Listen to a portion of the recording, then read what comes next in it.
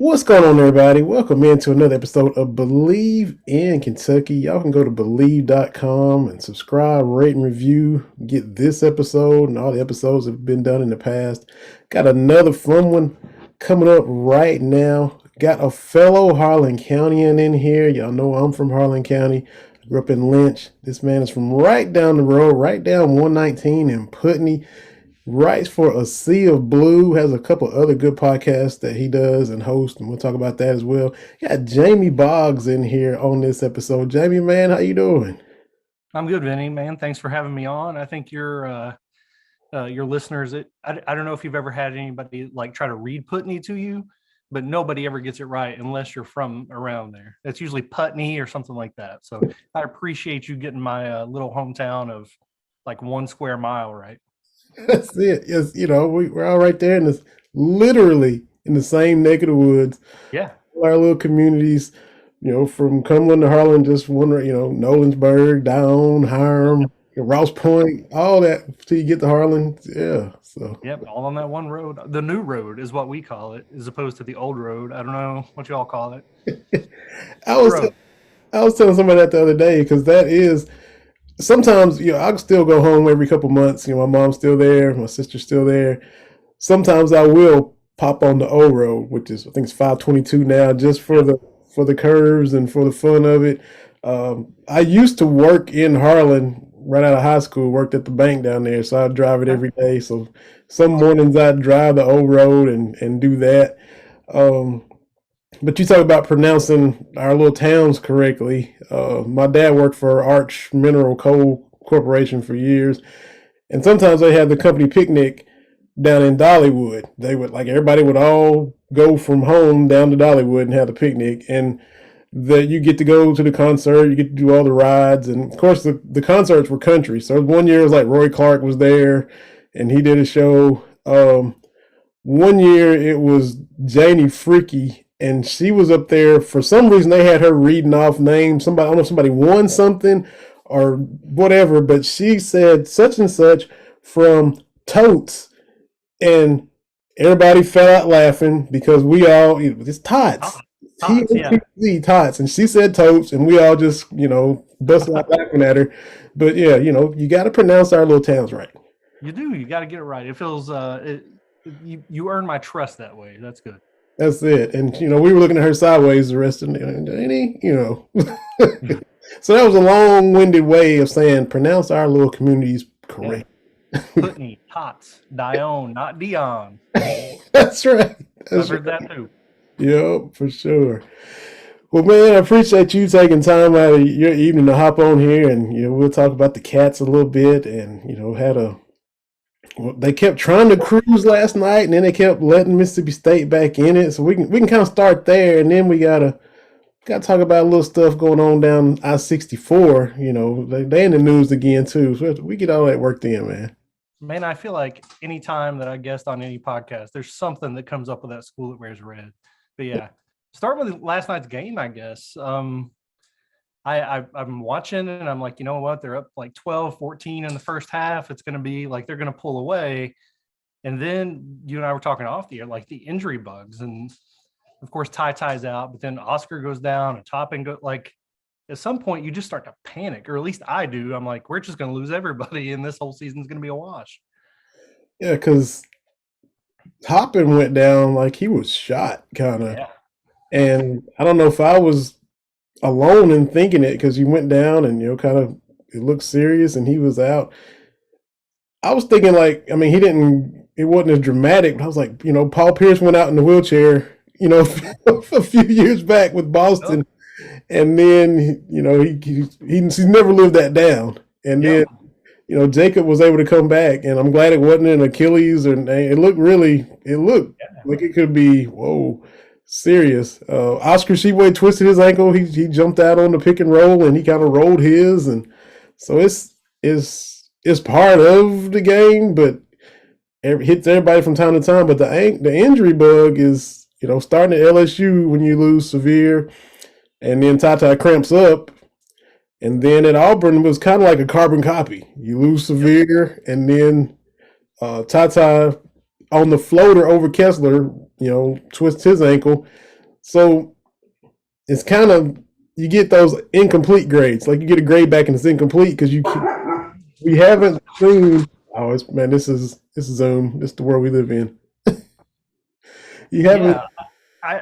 Yeah, I'm really sorry about my dog. I don't know if you're going to edit this out or not, It's like, but I've been thinking back to 2014 and Willie goes down, and then 2015 and Poitras goes down. Even I think it was 2018 when PJ was hurt going into the tournament. All three of those teams had a chance to win the title, but that one injury slows you down, and especially with somebody like Ty Ty or Oscar.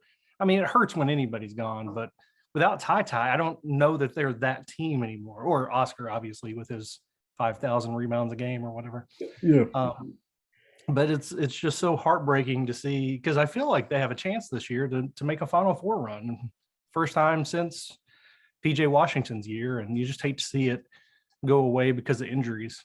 Yeah, because when they're healthy, I'm not trying to be cocky, but you feel pretty good about their chances against anybody, anywhere, neutral court, home or away. The injuries happen to LSU. They got a 9-point lead. They're up 9-10 at Auburn. They punched Auburn in the mouth from the jump, and they were controlling the game.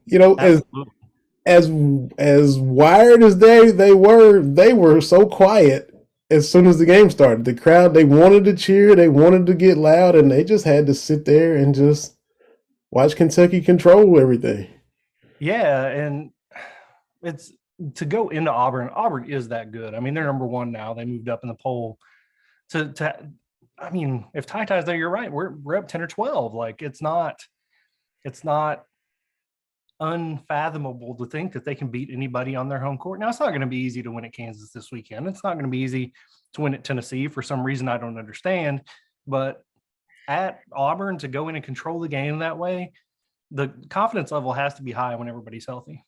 Yeah, for sure. And I know they had a lot of get in the lane, drive, and dish and lob to Kessler. They were kind of hurting Kentucky with that, kind of pick and roll. He'd roll. He had 19 points and 14 of them. Yeah. He wasn't really, hitting jump hooks and doing anything, but just rolling to the rim, and he was wide open. So they were hurting Kentucky with that. But I was about to tweet it because Ty gets hurt shooting a floater over Kessler.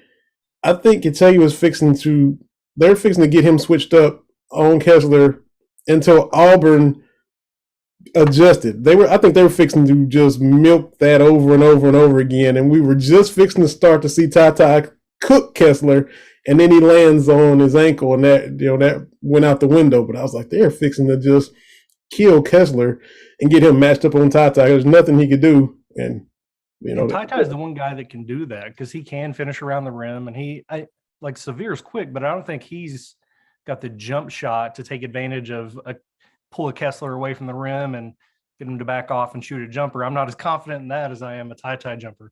So I feel like he can take advantage of those mismatches better than anybody else in the backcourt except maybe Mintz. Yeah, that's it. And so he doesn't play last night. I don't know if he's going to, you know how Cal is. You got to practice and before you can play. So I don't know what'll happen today and tomorrow and Friday before they head out to Lawrence. So if they do go to, with Fog Allen Fieldhouse without him, it is going to be tough. It's going to be an uphill battle. And I mean, we saw when Severe was out, given the competition was a little less, but Kentucky seemed to still gel a little bit better than when Ty's out. I think he's just the one that they count on so much that it's tough when he's gone. Yeah, that's for sure. But we'll all tune in Saturday at 6:00 and see what happens for sure.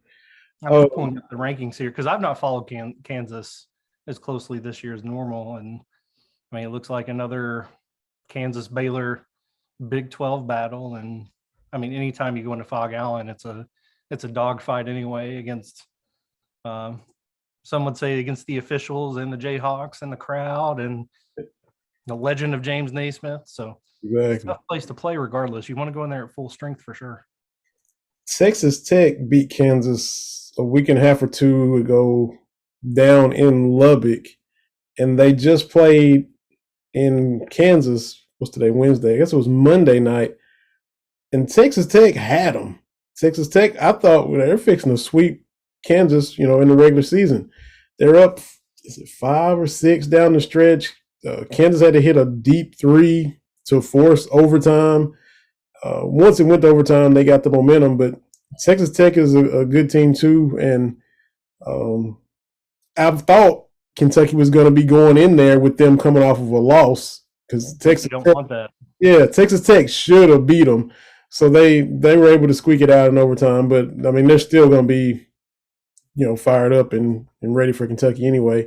And I forget, it does seem like Kentucky goes to Kansas more than Kansas comes to Rupp for some weird I reason. completely agree. I can't fathom why that happens. I know that's usually they sometimes, I feel like they meet on a neutral court in the Champions Classic on the years that they should be at Kentucky in the Big 12 SEC Challenge, and it just happens to work out that way to where they rarely play there. Yeah, Kansas's other loss early in the season to Dayton.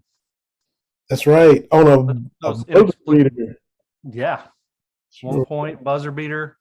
You love to see it, and they had some narrow wins. They barely beat Iona, barely beat North Texas, so it's hard to tell early in the season, but certainly not dominating everybody.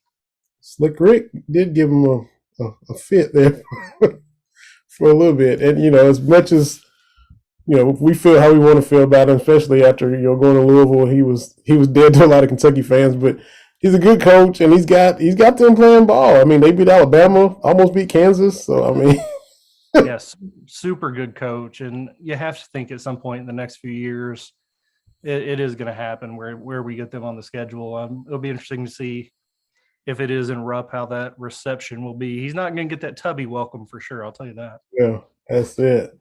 Because because I thought for sure when he left the NBA, I'm like, yeah, he's going to go to Michigan. He'll take the Michigan job, and I'm like, Louisville, really, Rick, really. And you have to wonder if any of that was just knowing it was going to stir the pot and knowing it's going to be a big deal. Of course, it's a legendary program, and Denny Crum did great things with them and all that. But you have to know that I have to think that part of him was like, yeah, this is going to be fun to just add some more fire to the pot. Yeah. And you've been on our Cats Talk Wednesday podcast that I host with TB, and TB says it a lot. He says, like Coach K is going to always be able to come back to Duke and get that welcome. Boeheim, same thing whenever he leaves.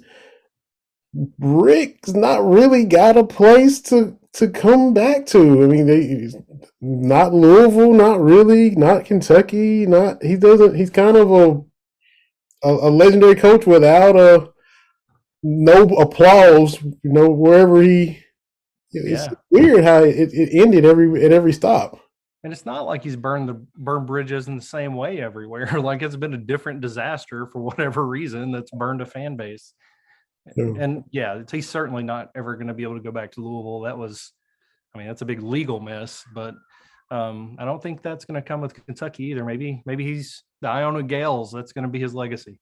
Maybe so. And, just on the heels of all the Pitino and Jurich mess, Chris Mack came in, on a high, kind of cocky, making videos and talking that talk, and now it's all ended for him today. And I tell you, I liked him coming in. I both liked him, but I also thought when he started making those, I don't know, for lack of a better word, taunting videos to the fan base and the Cal, I was like, this is going to be fun. I don't hate him like I hated Rick, but he's still playing the villain, and I like that. But he's just not gotten it done in recruiting or on the court. They're awful right now. So he deserves to be gone. And I'm seeing all these names thrown around for who's going to replace him. I mean, don't forget, Chris Mack came from Xavier. It's not like he was an established powerhouse coach. Like he was an up and comer, and this was the next step for him. And now everybody's expecting Louisville to go out and steal somebody from a power job. And I'm just not sure that's going to happen. It didn't happen with him. That's true. And his wife was from Louisville too, right? So there was those ties.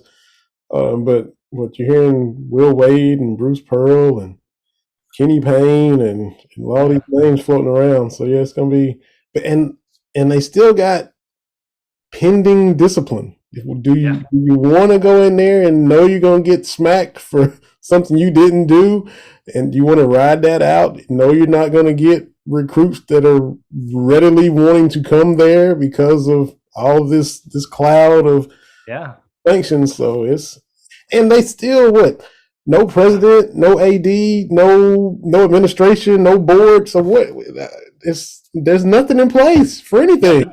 Who's going to hire the next coach? They need to figure that out first, I guess. Yeah. It would almost be better for them if the sanctions would go ahead and come out, because then a coach would at least know what he's walking into. But I don't think they can wait that long if they want to be able to get somebody they really want. Mm-hmm. That's of the list you gave, and that's the common list I've heard too. I mean, it would probably be a step up for Kenny Payne, and he would be a guy I think that could fill some integrity needs with their institution. And I don't think Kentucky fans would turn on him, but it would still be hard to see. Yeah. Yeah. I guess as hard as it was for them to see him on Kentucky's bench all those years, we kind of get a dose of what they went through. I mean, he won a title with Kentucky, and they had to watch what Cal was. What is he, 8-2, 9-2, whatever his record is against Louisville? They had to watch Kenny Payne be a part of all that, beating them head to head year after year in the tournament. Tournament. So you bring that up. That's why when people talk about Duke and North Carolina being the best basketball rivalry, they've never met in the NCAA tournament ever. And Kentucky and Louisville have met multiple times.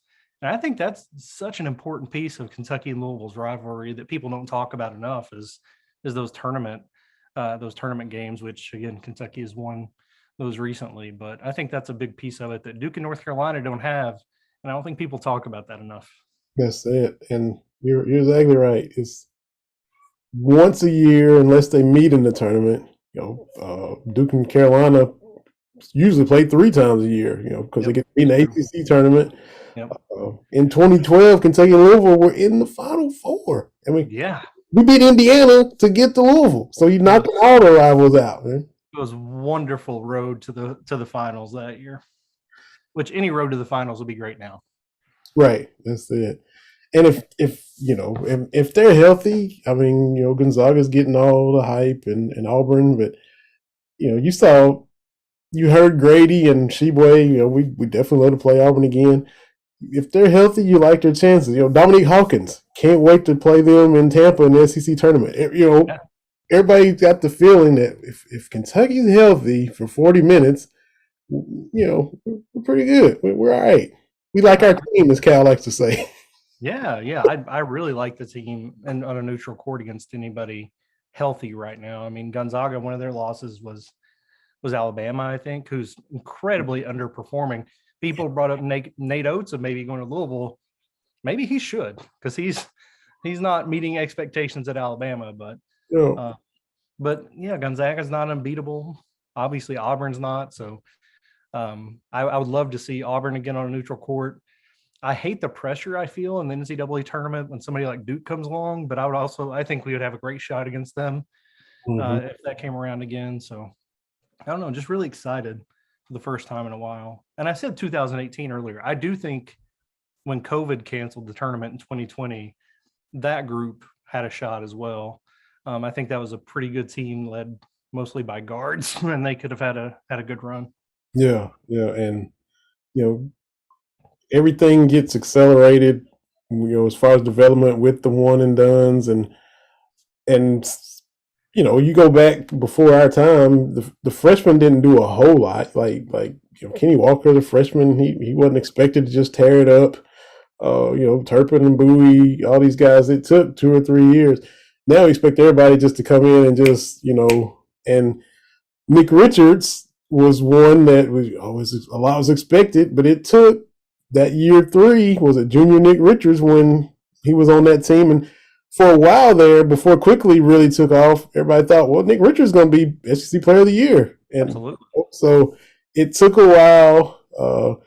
Now you're hearing the same thing with Hopkins and Collins. Everybody's wanting them to jump in and it might take a minute. Collins is a string bean. They're putting weight on him. He's still adjusting to his body. You don't have the length that this team usually does, and he's the long guy that could be, throwing out there and block some shots.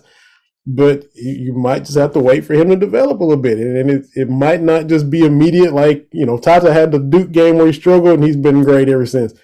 Everybody's different. Yep, absolutely, yeah. For every bit of awesomeness that Oscar brings to the court, he's not a rim protector, and that's what Collins would be. And when he was getting minutes earlier in the year before Cal tightened up the rotation, I just get such a Willie Cauley-Stein vibe from him. And you mentioned Nick Richards. I know Willie contributed all 4 years, but by the end, he was a first team All-American. So, and I get those kind of potential vibes from Damian Collins. So I hope he sticks around, that development happens. It'll be interesting to see in this transfer era. There was all this pressure on the freshmen to be gone after a year. Is that pressure gone now since we're only starting one freshman? I don't know. It'll be interesting to see if there's still that stigma of, well, you didn't go pro after your first year, you'd got to transfer or move on or whatever. I'm hoping that's gone because I think that hurt the program, but the transfer piece is certainly making it more interesting. We're just starting one freshman, one. That is true. Who would have thought that? Exactly. Yeah, and all these old guys, Kellen Grady's 24 and Mintz 24. And I think I went to high school with Davion Mintz. Like he's an old man. He's like our version of what Perry Ellis for Kansas, which is out there forever. And he looks 40 the whole time he was there. He looks so old. Sure did. The entire time. Absolutely.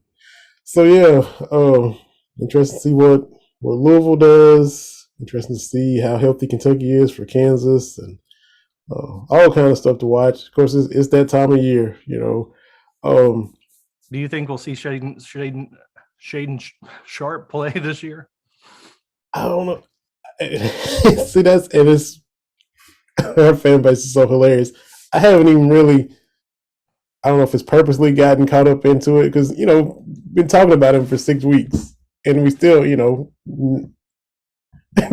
what for what? And everybody's Shaedon Sharpe, even before he got here, and now he's here, and Cal will say stuff that you have to take with a grain of salt, and you roll your eyes, but he will literally say, well, he's just now practiced, he's so behind, and if we stick him out there, there's a lot more to it than him kind of, and he'll say that, and everybody's like, you play him. It's like.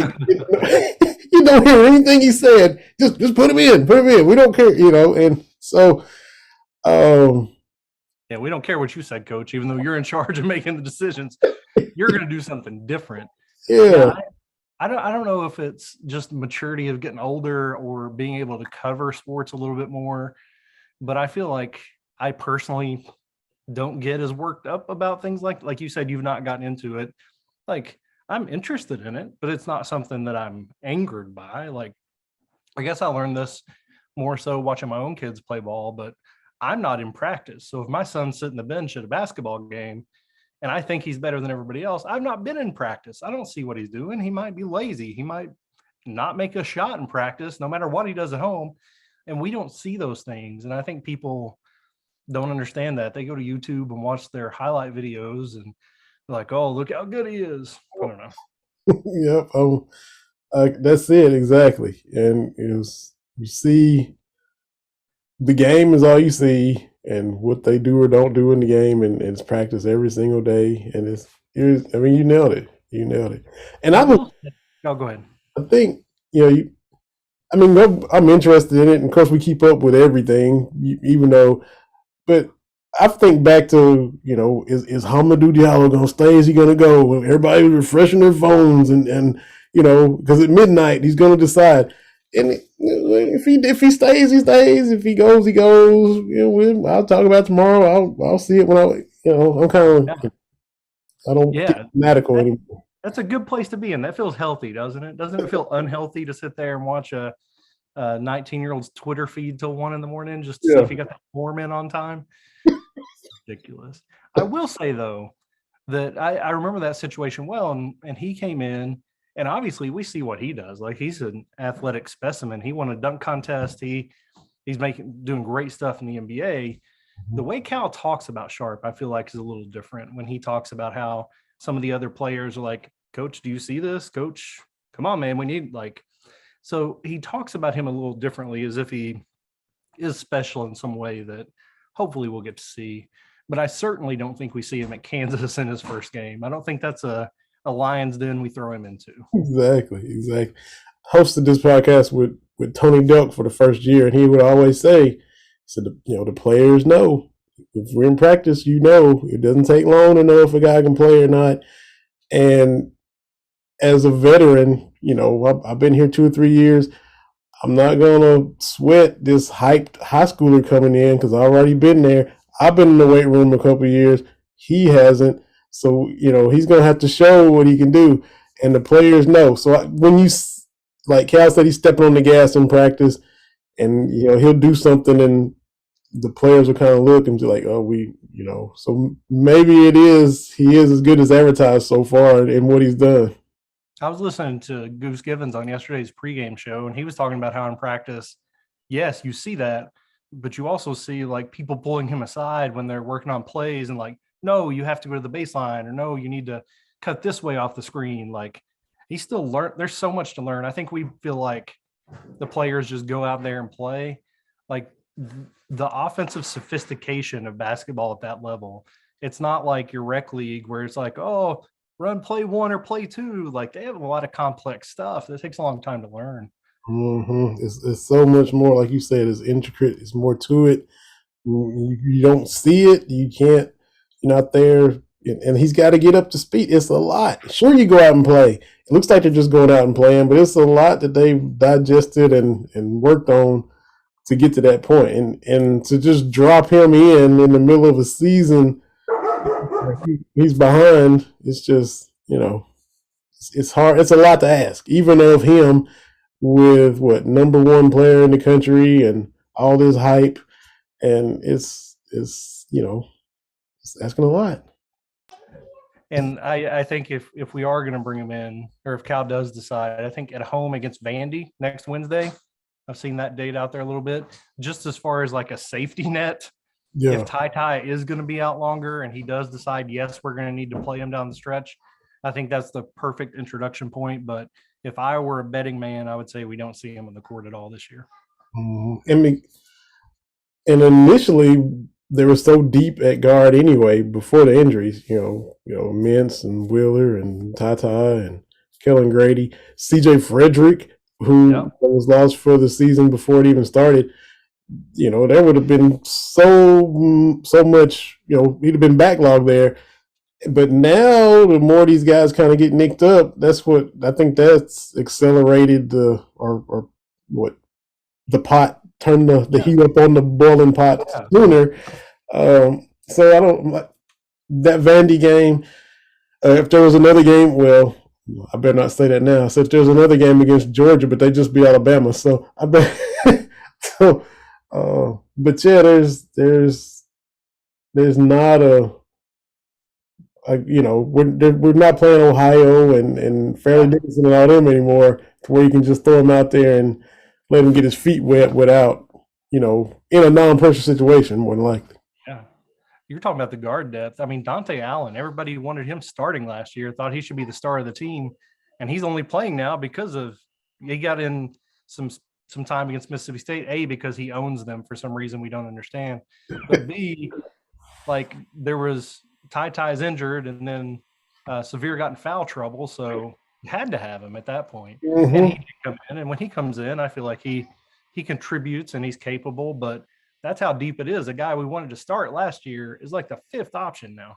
Yeah. And, he just early on, probably when he had his chance, he just couldn't buy a shot to save his life. And he still gets beat on defense, and that's what Cal don't care if you're the most dead-eye shooter in the world. If you can't stay in front of somebody, you're not getting in. Yeah, and the Auburn game's a perfect example of why. They just kept beating us off the dribble and throwing lobs to Mount Kessler down there. So I get it, but it's great to have that kind of depth, I think. And Auburn was, their schedule's favorable. They got a 2-game lead in the conference, and first time they ranked number one in their history. About lost to Missouri last night. So the hangover, the Kentucky hangover, they were, beat Kentucky. Oh, it's just another game, even though we're taking off our shirts and, going crazy. Went to Missouri and almost lost. So, they put so much into it. Alabama football. Everybody that plays Alabama usually loses their next couple games after after they play Alabama. So I want to see what Auburn does. They put so much into this camping out, and Bruce Pearl, Mr. Marketer, he was like that at Tennessee, and now can they get that behind them and focus on the rest of their favorable schedule? I want to see how they finish up. Yeah, what is it? They only have Kentucky and LSU at home, maybe even Tennessee. Like the top 4 teams in the SEC, they only play the other 3 one time, and I think it's all at home. Yeah, and give them credit; they already won at Alabama. And this Alabama team that I guess they get Alabama will come to Auburn too, and it's not really as tough of a game as of now as it was at the start of the season. So, yeah, yeah, they do have that kind of schedule. So I think Kentucky's probably still playing for the 2 seed, but it'd be nice to get that and have them meet in the championship instead of before then in Tampa. That's right. Are you for Sea Blue? Are you covered any games at Rub? Have you been credentialed to go to any, or you just kind of from? I haven't since COVID started, and it's a combination of reasons. Obviously, just it's safer to stay home. Mm-hmm. But during COVID, when they weren't really like it was super limited and I couldn't get in, I don't know. I really got accustomed to my couch. Like I love being on the sideline for the game and doing photography and like catching the ball when it goes out. Like that's so cool. But it's cold outside and you park far away and it's like, so no, I haven't been this season. I'm kind of waiting to kind of pick my spots, but I do still write about the games, do a lot of post-game work. Thankful to Jason for that ongoing opportunity. He gave me a chance several years ago and it's been very, very good to me. And that's a great outlet to, I think, kind of get my voice out there besides podcasts like this to, I don't know, try to educate people who get mad about sports for no reason. Exactly. Yeah, Jason is good people, man. He's always been a good dude. I was gonna make some kind of corny joke about him. Is he still cracking the whip on you guys? But I know that's definitely not the case. He's not that type at all. Oh no, he's never been. I started a blog. I guess it was John Wall's year at Kentucky, just because everybody was so excited. I had a friend approach me about it. And we ran that for 3 or 4 years, and I kind of used that experience to get Jason to give me a shot at a Sea of Blue. And I've been with him since 2016 writing for them. So it's been a great experience. Been to the Champions Classic. I was set to go to the Final Four if the PJ Washington team beat Auburn. So that was a huge letdown. But it's continues to be an awesome experience, and it's a great team there. I know a lot of people come on as college students, and I see people getting jobs, full-time gigs, writing about Kentucky or writing about other sports elsewhere. So it's been a good jumping off point for a lot of guys. And I guess now he's on cloud 9 that the Bengals have done what they've done and one game away from the Super Bowl because he's on the Cincy jungle. Yeah, that's awesome. My grandfather's from Florida. I grew up a Dolphins fan, which is super random, but absolutely the Bengals are my second team. So I've been pretty pumped about that as well. It's fun to watch. Yeah, absolutely. Absolutely. So good stuff. And as always, thanks to you guys, Jason and yourself and Big Blue Drew and everybody, all of these episodes of Believe in Kentucky, Jason pops them up on the Sea of Blue site. So you guys, listeners can check it out there. I always appreciate him posting it there and giving BBN a chance to listen to my little rants and ramblings and whatever guests I have like yourself that are, cool enough to hop on here and talk about the Cavs. No, we appreciate your work trying to educate the people, Vinny. That's all you're trying to do. And it's fighting the good fight. Yeah, for sure. Now you got a couple other podcasts too that are non-UK related. So I gotta let you talk about, those as well. Yeah. So True Crime Cast is what it sounds like. It's a true crime podcast. We didn't think it would take off, and we're like, if somebody Google's true crime podcast, maybe True Crime Cast would come up. So that's how we named it, literally. But it's we've been doing that for about 4 years, and it's grown to be a pretty solid side hustle. It's been a lot of fun. We're closing in on our 5 millionth download. I think we're going to hit next month. So that's been a lot of fun. And we cover a different crime story every episode. We have episodes on Tuesdays and Fridays. And unfortunately, there's no end in sight of material. A lot of people killing each other out there. So we get to talk about that.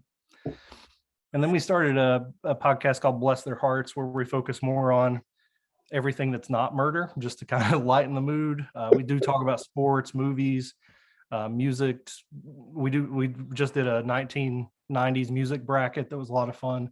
So really just kind of goof off and try to have a good time over there. That's Bless Their Hearts, because I'm from Kentucky, he's from Tennessee, so there's some rivalry there, but we both like to sit on the back porch in a rocking chair. So that's kind of the feel of what's happening on that one.